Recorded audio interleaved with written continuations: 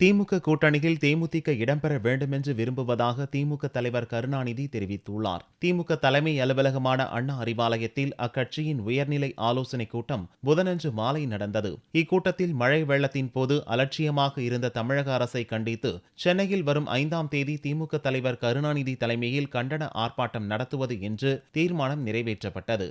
இதைத் தொடர்ந்து செய்தியாளர்களை சந்தித்த கருணாநிதி திமுக கூட்டணியில் தேமுதிக இடம்பெற வேண்டுமென்று விரும்புகிறோம் என்று கூறினார். திமுகவின் தேர்தல் அறிக்கை தயாரிக்கும் பணி 75% முடிவடைந்து விட்டதாக கருணாநிதி தெரிவித்தார்.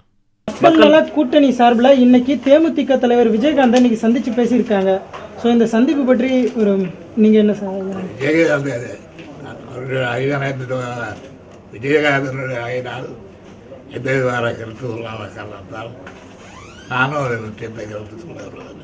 நாங்கள் கூட்டணி அமைக்கும் பொழுது விஜயகாந்தும் அந்த கூட்டணியில் இருக்க வேண்டும் என்ற ஆசை எங்களுக்கு உண்டு. அவர் என்ன நினைக்கிறாங்க தெரியாது சார். அப்போ விஜயகாந்துக்கு திமுக அழைப்பு விடுக்கிறதுன்னு ஏற்றுக்கலாமா? நான் சொல்வதே அழைப்பு தான்.